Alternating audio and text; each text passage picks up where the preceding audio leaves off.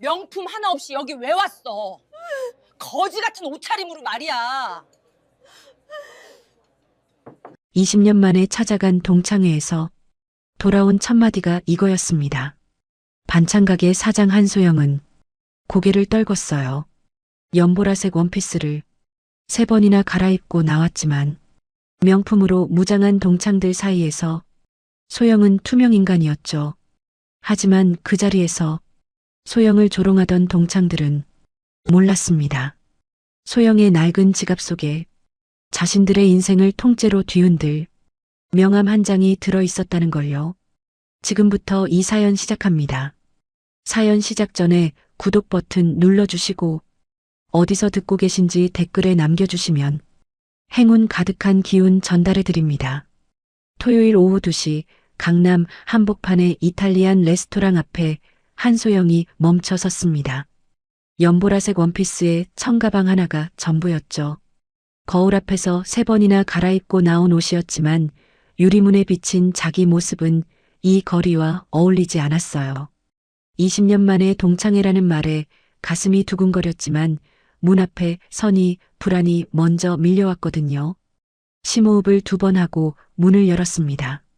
안쪽 대형 테이블에 동창 8명이 이미 자리를 잡고 있었죠. 한눈에 봐도 달랐습니다.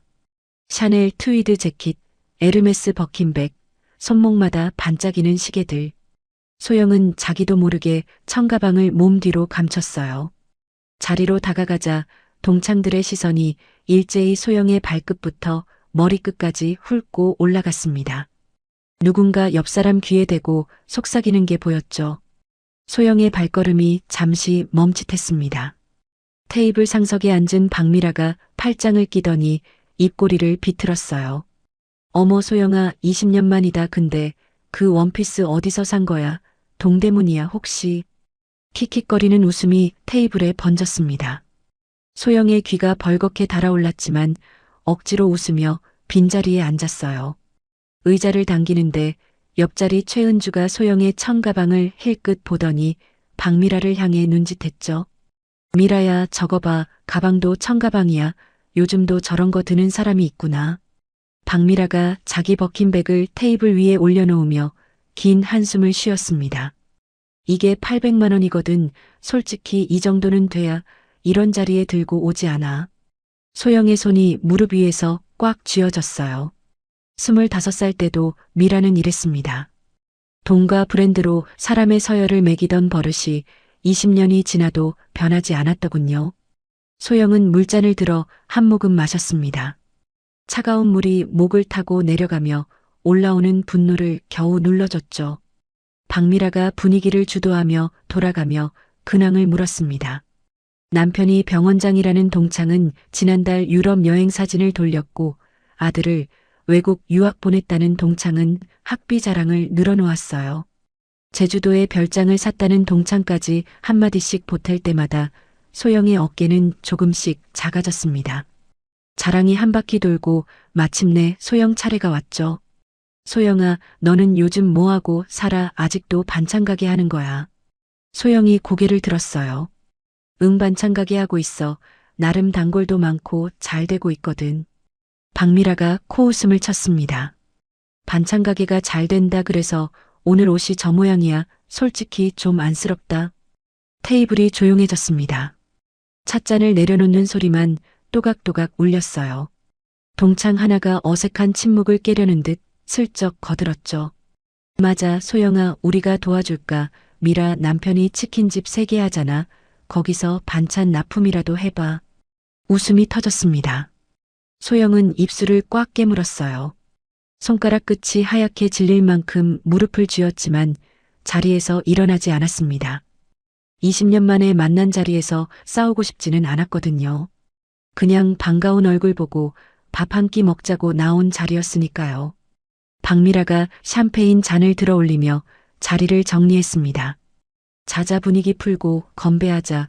오늘 주인공은 나니까. 남편이 4번째 가게 열었거든. 잔이 부딪히는 소리가 울렸습니다. 소영의 잔만 테이블 위에 놓인 채였죠. 아무도 소영에게 잔을 권하지 않았어요. 소영이 조용히 잔을 들어 입술에 갖다 댔지만 샴페인 맛은 느껴지지 않았습니다. 입안에 남은 건 쓴맛뿐이었거든요. 레스토랑 창밖으로 오후 햇살이 쏟아지고 있었지만 소영에게는 그 빛마저 차갑게 느껴졌습니다.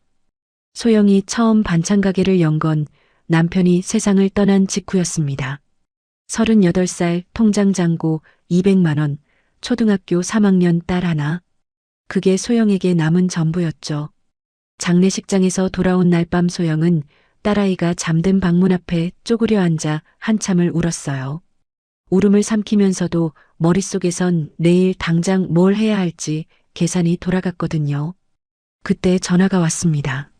아버지 한정태였죠. 30년 가까이 떨어져 살았지만 아버지는 어떻게든 소식을 듣고 연락을 해왔어요.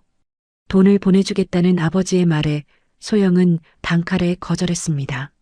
어린 시절 부모의 이혼 이후 소영은 어머니 손에서 자랐죠. 아버지가 나쁜 사람은 아니었어요. 다만 사업에 매달려 가정을 돌보지 못한 사람이었습니다. 어머니는 한 번도 아버지 욕을 하지 않았지만 혼자서 식당 일을 하며 소영을 키우던 어머니의 거친 손을 소영은 또렷이 기억하고 있었거든요. 그래서 아버지의 돈은 받지 않겠다고 마음먹었습니다. 제 힘으로 살겠다는 자존심이 뼛속까지 박혀 있었죠. 반찬 가게는 새벽 4시에 시작해서 밤 10시에 끝나는 전쟁이었어요.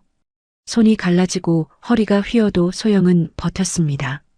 딸의 교복을 사줄 때, 학원비를 낼 때, 그때마다 아버지 생각이 스쳤지만 전화기를 들지 않았거든요. 대신 명절마다 짧은 문자 하나씩 보냈습니다. 아버지 건강하세요. 그게 소영이 할 수 있는 전부였죠.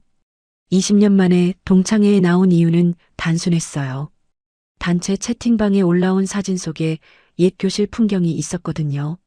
그때만 해도 다들 똑같이 교복을 입고 똑같이 웃던 사이였습니다. 그 시절이 그리워서 나온 자리였죠. 하지만 레스토랑 안의 현실은 추억과 달랐어요. 박미라의 날카로운 목소리가 테이블을 지배하고 있었습니다. 근데 소영아 진짜 궁금한 게 있어. 남편 돌아간 뒤로 혼자 산 거잖아. 재혼은 안 해. 소영의 손이 멈췄어요. 아직은 생각 없어. 딸이 대학생이라 그것만으로도 빠듯하거든. 박미라가 고개를 절레절레 흔들었습니다. 딸 핑계대지 마. 솔직히 조건이 안 되니까 못하는 거지. 이 나이에 반찬 가게 한다 그러면 누가 만나줘. 은주가 옆에서 맞장구 쳤죠. 맞아. 요즘 남자들 현실적이잖아. 아파트라도 한 채 있어야 명함이 되지.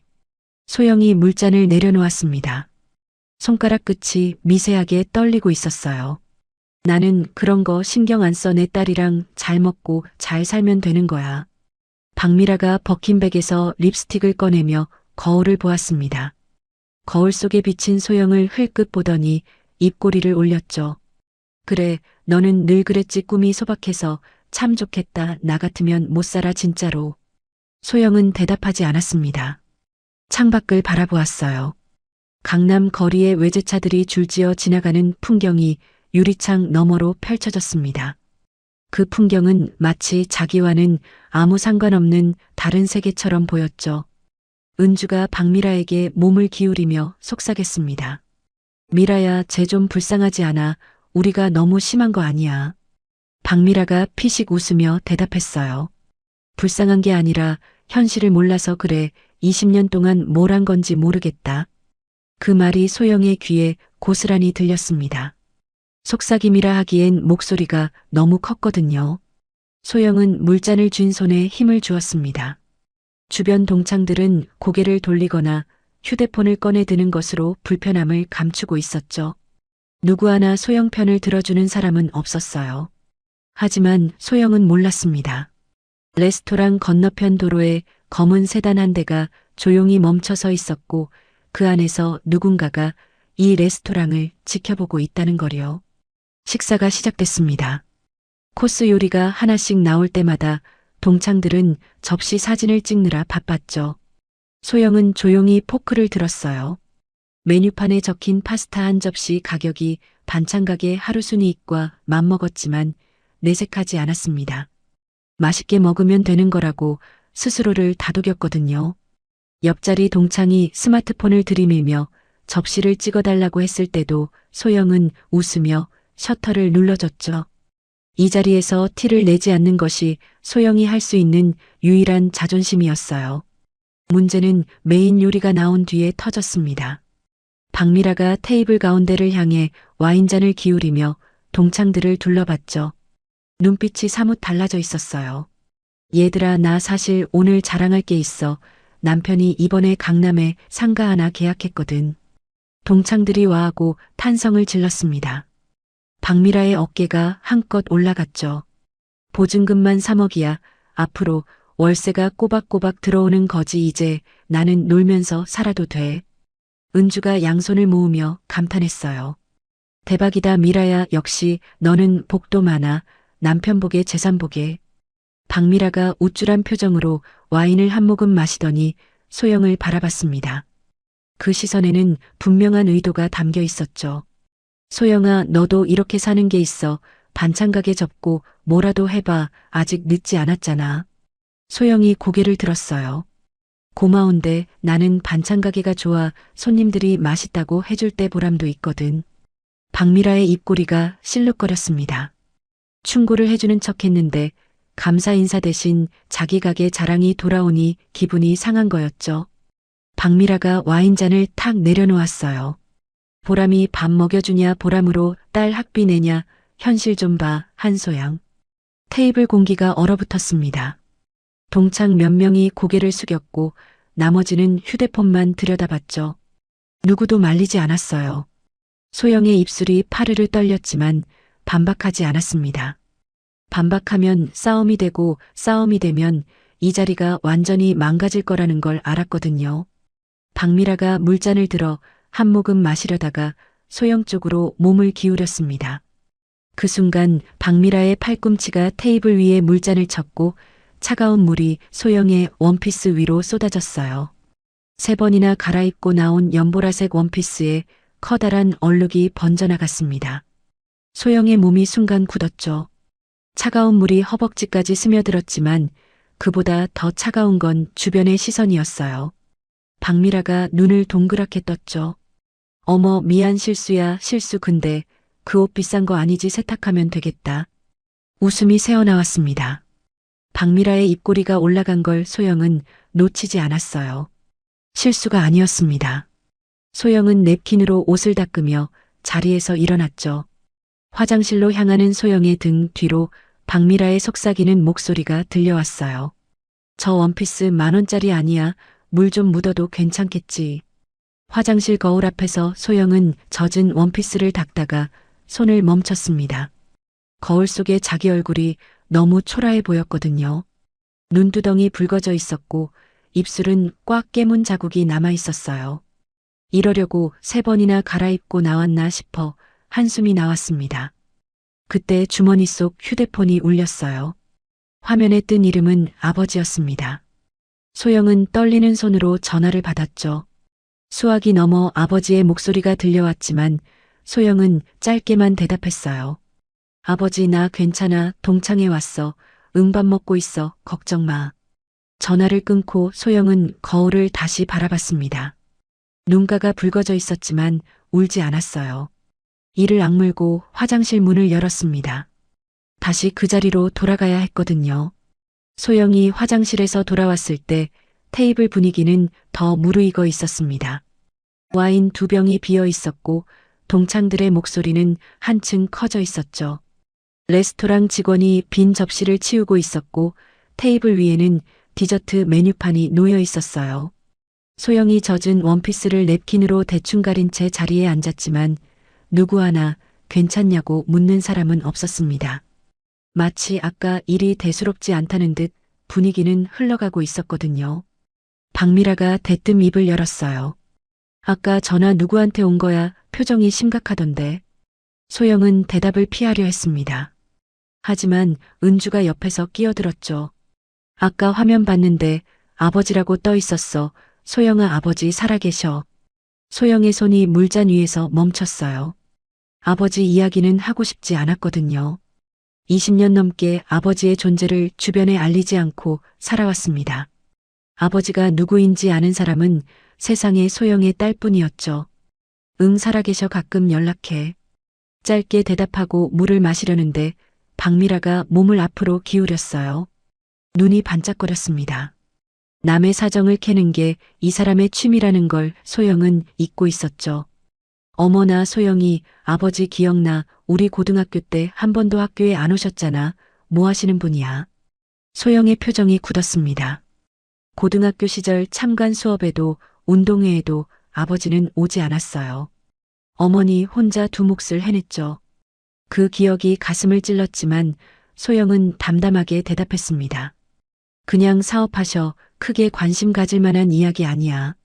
박미라가 코웃음을 쳤어요. 사업이라 무슨 사업? 반찬 가게보다는 나은 사업이겠지. 아, 혹시 아버지도 반찬 가게야? 웃음이 터졌습니다.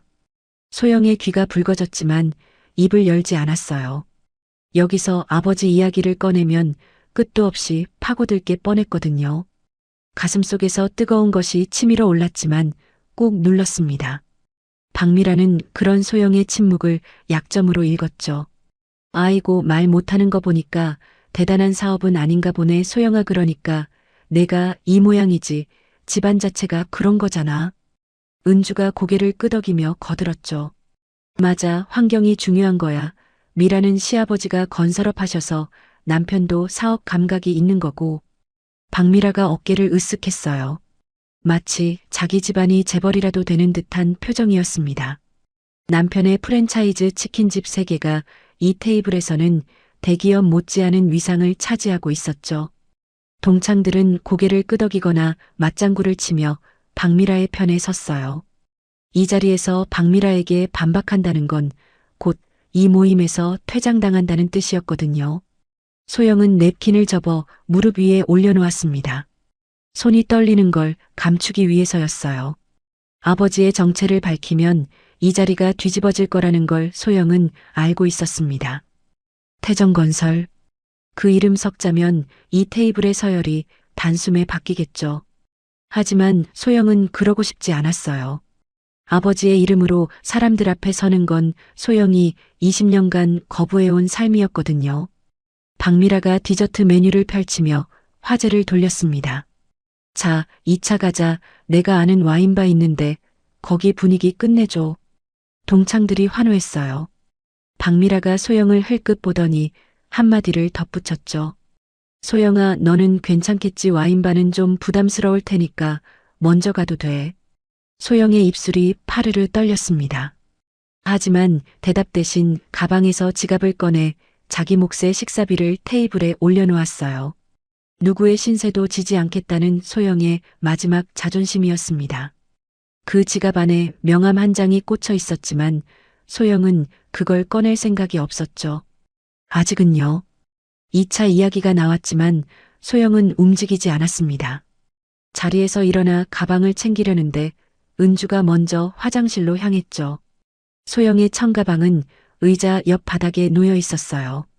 은주가 지나가며 가방을 발끝으로 툭 찼습니다.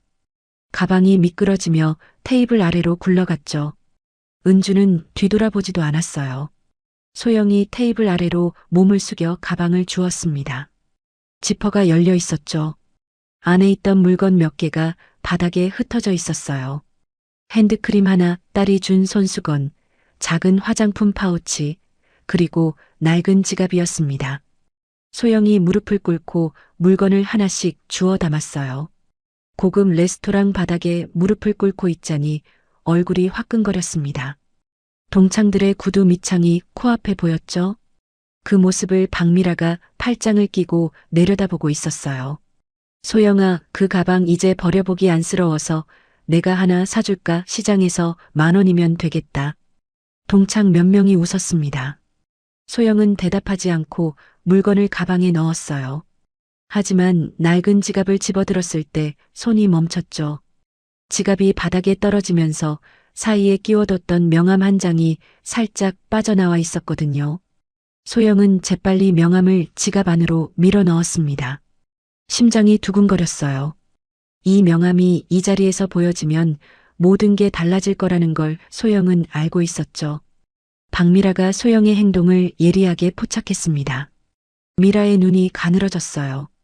뭐야, 지갑에서 뭐 나왔어? 혹시 비상금이야? 소영이 고개를 저었죠. 아니야, 아무것도 아니야. 박미라가 몸을 앞으로 기울였습니다. 호기심 가득한 눈빛이었어요. 숨기면 더 궁금하잖아, 보여줘봐. 소영이 지갑을 가방에 넣으며 단호하게 말했습니다. 미라야, 그만해. 오늘 정말 즐겁게 보내고 싶었는데 처음부터 끝까지 이런 식이면 나 먼저 갈게. 테이블이 조용해졌어요. 소영이 처음으로 감정을 드러낸 순간이었습니다. 동창들의 시선이 소영과 박미라 사이를 오갔죠. 박미라의 얼굴이 붉어졌어요. 자기가 주도하던 자리에서 소영에게 한 방 맞은 기분이었거든요. 뭐야, 갑자기 분위기 잡지 마. 내가 너한테 뭘 어쨌다고. 농담도 못해. 은주가 화장실에서 돌아와 분위기를 읽더니 박미라 편을 들었습니다. 소영아, 미라가 너 걱정해서 하는 말인데 왜 그래, 예민하게 굴지 마. 박미라가 팔짱을 끼며 한숨을 쉬었어요. 맞아, 내가 언제 아기를 갖고 그랬어. 친구니까 솔직하게 말해주는 거지, 다른 애들은 뒤에서 수군대잖아. 동창 하나가 어색하게 웃으며 끼어들었어요. 얘들아, 그만하자. 오랜만에 만났는데 분위기 너무 험해졌다.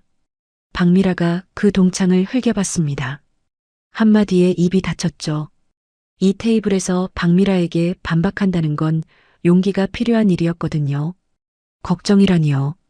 20년 만에 만나자마자 옷을 비웃고 가방을 조롱하고 아버지까지 끌어내 놀린 게 걱정이라고요. 소영의 눈가가 붉어졌지만 눈물은 흘리지 않았습니다. 여기서 울면 지는 거라고 이를 악물었죠. 가방 끈을 쥔 손에 힘이 들어갔어요. 새벽 4시에 일어나 반찬을 만들고 밤 10시에 가게 문을 닫는 7년을 이 사람들은 단 한마디로 깔아뭉갰습니다. 그때였습니다. 레스토랑 입구 유리문이 열리며 정장 차림의 남자가 안으로 들어왔어요. 40대 중반쯤으로 보이는 단정한 인상의 남자였습니다. 남자는 레스토랑 안을 한번 둘러보더니 소영이 앉은 테이블 쪽으로 조용히 걸어왔죠. 동창들의 시선이 일제히 그 남자에게 쏠렸어요. 박미라가 고개를 갸웃했습니다. 남자의 양복은 한눈에 봐도 고급이었고 손목에 찬 시계는 이 테이블의 누구보다 비싸 보였거든요. 남자가 소영 앞에 멈춰 서는 순간 레스토랑 안의 공기가 변했습니다. 소영의 눈이 커졌어요. 이 사람이 왜 여기 있는 건지 소영만이 알고 있었죠. 정장 차림의 남자가 소영 앞에 멈춰 섰습니다. 동창들의 시선이 일제히 그 남자에게 쏠렸죠. 남자는 허리를 숙여 소영에게 조용히 말했어요. 아가씨, 회장님께서 걱정하고 계십니다. 모시러 오라는 지시를 받았습니다. 소영의 얼굴이 하얗게 변했습니다. 레스토랑 안이 순간 조용해졌죠. 아가씨라는 호칭과 회장님이라는 단어가 공기 중에 떠다녔어요. 소영이 재빨리 자리에서 일어나 남자의 팔을 잡고 입구 쪽으로 끌어갔습니다. 권 비서님, 여기서 이러면 안 돼요. 아버지한테 괜찮다고 전해드린다고 했잖아요. 권 비서가 난감한 표정을 지었어요. 회장님께서 직접 확인하라고 하셨습니다. 전화 통화만으로는 안심이 안 되신다고요. 소영이 한숨을 내쉬었습니다. 아버지는 늘 이랬어요. 멀리서 딸을 지켜보면서도 직접 나서지 못하는 사람이었죠.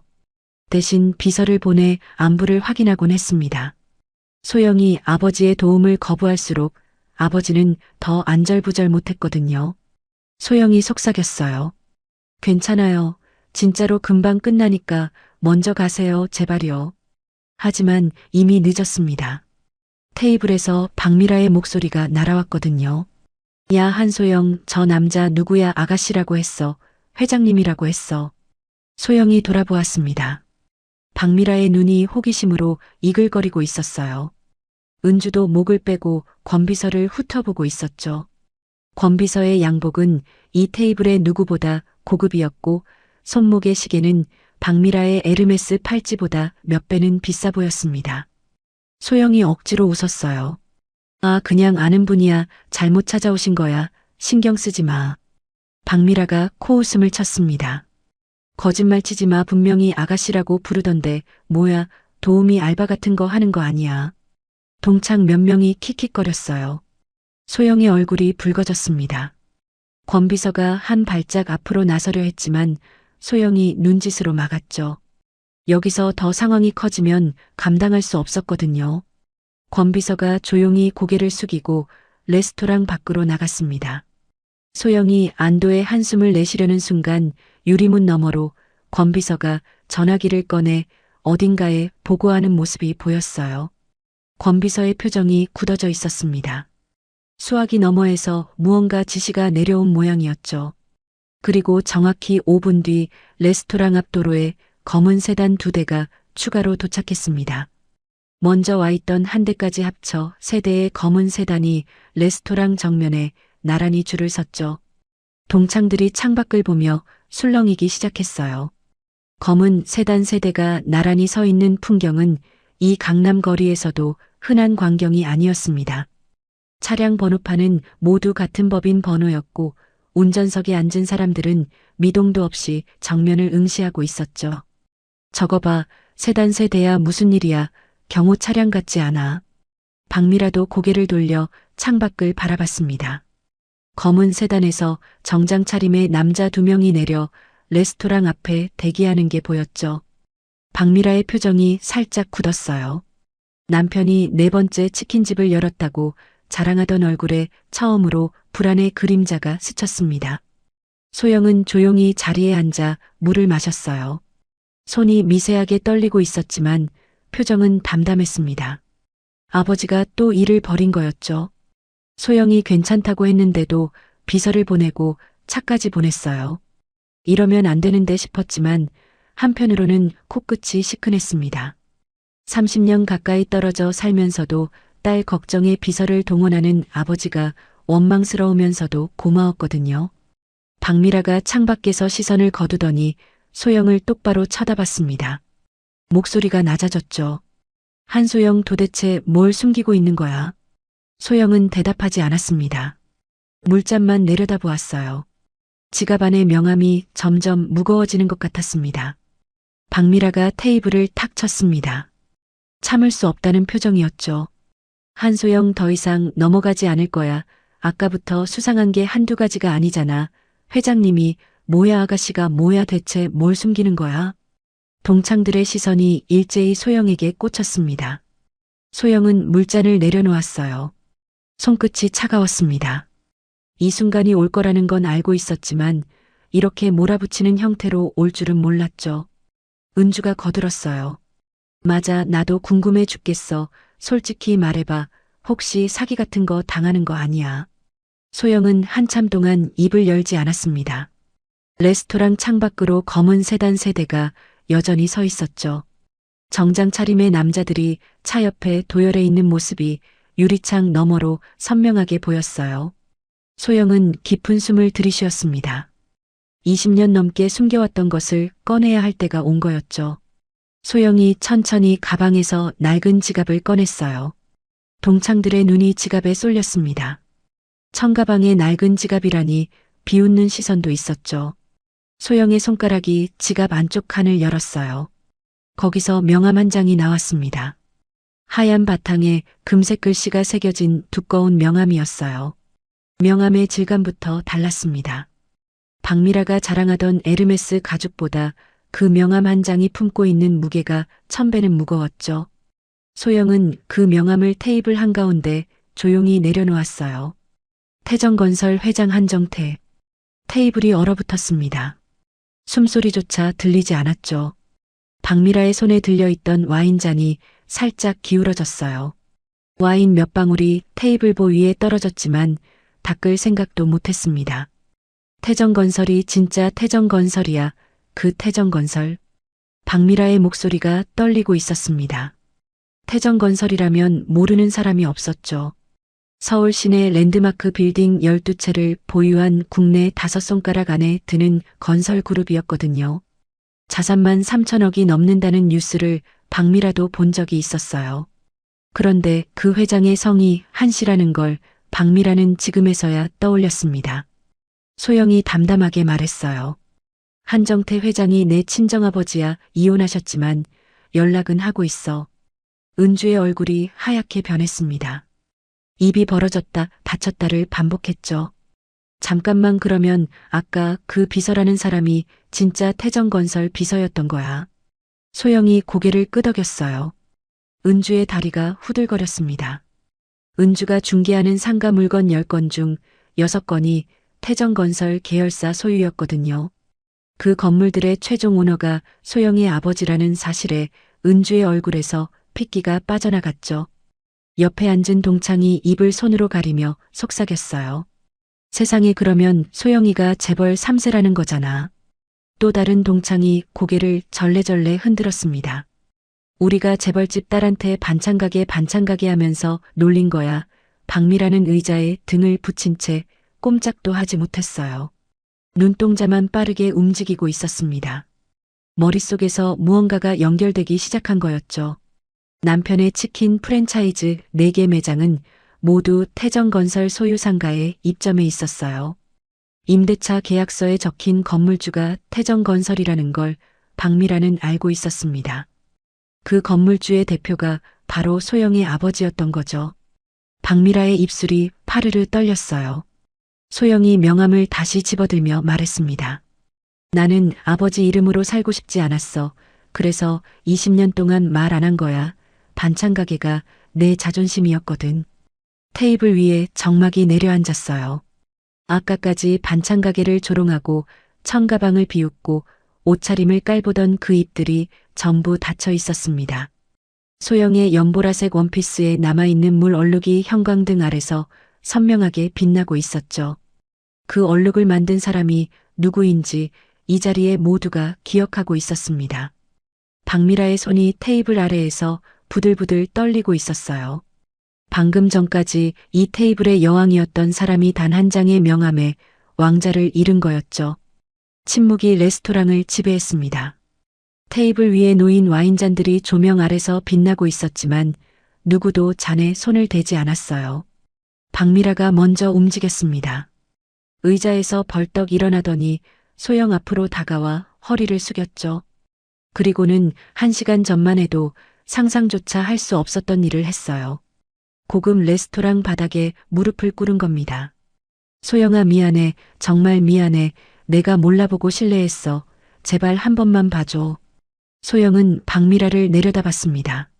1시간 전까지 반찬 가게를 비웃고 청가방을 조롱하고 물을 쏟아놓던 사람이 지금 자기 앞에 무릎을 꿇고 있었어요. 하지만 소영의 표정은 차가웠습니다. 박미라가 무릎을 꿇은 건 소영에게 미안해서가 아니었거든요. 명함 한 장에 무릎을 꿇은 거였죠. 미라야, 일어나. 소영의 목소리가 낮고 단단했습니다. 너는 나한테 미안한 게 아니잖아.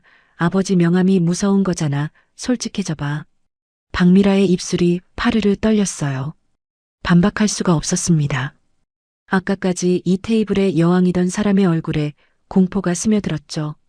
남편의 치킨 프랜차이즈 4개 매장이 전부 태정건설 상가에 있다는 사실이 머릿속을 꽉 채우고 있었거든요.